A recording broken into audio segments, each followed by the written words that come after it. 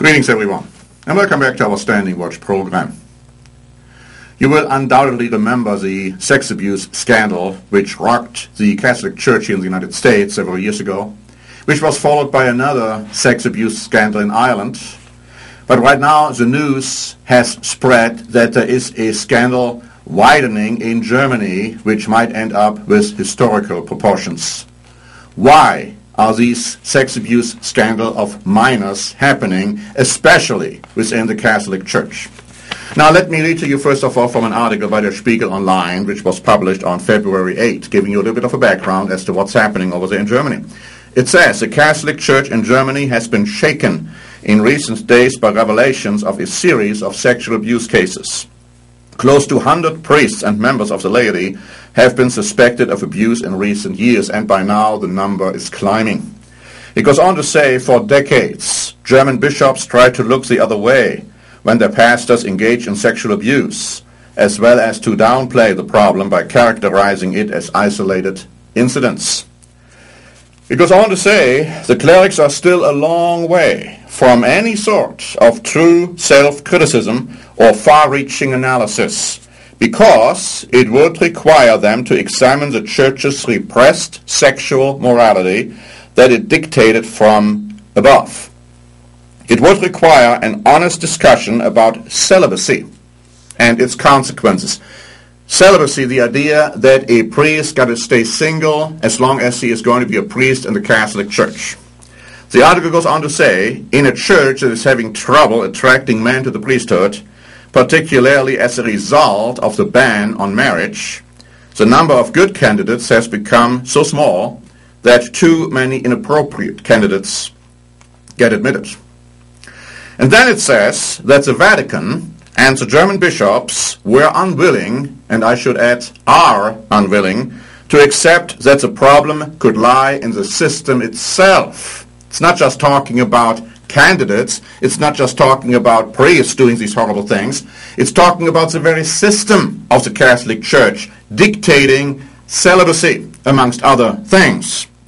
This article goes on to say, the U.S. bishops, if you want to go back to what happened in the United States, concluded that there were credible accusations against around 5,000 priests involving the abuse of about 12,000 children. Turning to Ireland, it says that a series of sex scandals, which also shook Ireland, resulted in a commission concluding that about 35,000 children were beaten and abused in Catholic children's homes between 1914 and 2000. But you know, my friends, we know these things are still ongoing even as we speak. The article continues. Celibacy, which has only been a general requirement since 1139. Remember that. Only since 1139 has there been something like enforced celibacy within the Catholic Church. It says that has been seen as the main reason for the repressed accumulation of sexual urges, which sometimes erupts in brutal ways within the clergy. Now, the article in Deutsche Welle, which was published on February 15, had this to say. Revelations of pedophile priests have rocked the church in recent months after similar scandals as in Ireland, in the United States, in Australia, and now in Germany have been revealed. It says Christine Bugley, herself an abuse survivor, criticized that many of the accused Irish priests had left Ireland and gone to countries such as Australia and America, where they continued their abuse. You see, my friends, that's what the Catholic Church has been doing. Once they found out that they had a pedophile amongst their midst, rather than getting rid of this guy, they just transferred him to another place where he could continue his horrible crimes. BBC News wrote on February 16, the sexual abuse of minors by Catholic clergy has been reported from many countries, and dealing with these scandals has in fact been a worldwide problem for the Pope.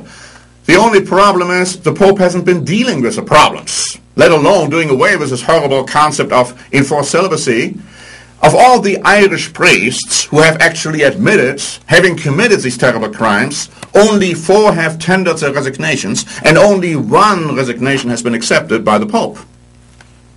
The Associated Press and USA Today wrote on February 18 that activists, troubled by what they contend is a pattern of Vatican denial of responsibility, were branding the talks as failure.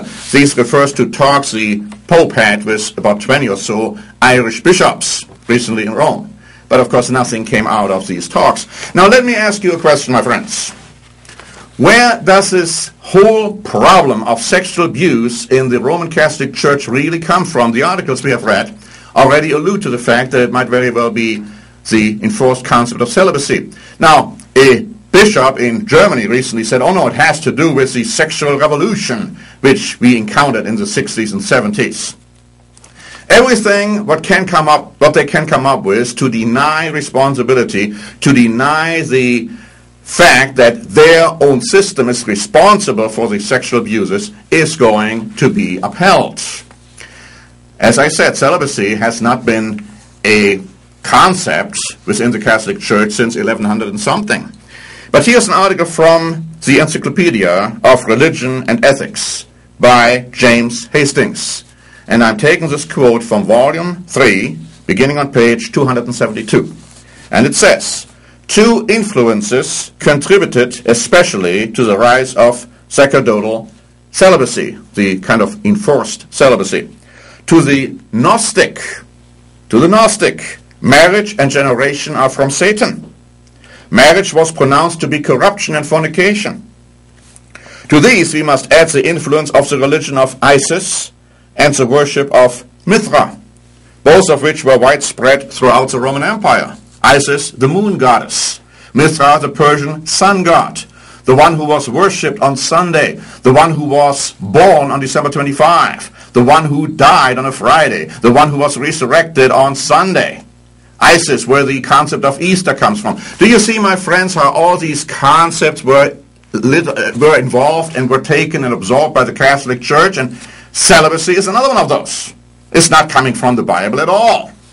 This goes on to say that Catholic Christians were not to be outdone by heretics and heathens in self-renunciation. The outcome was inevitable. The highest type of Christian was the celibate. Christian teachers praised virginity, and marriage came to be in their eyes only a secondary good for those who were unable to preserve continence or continence.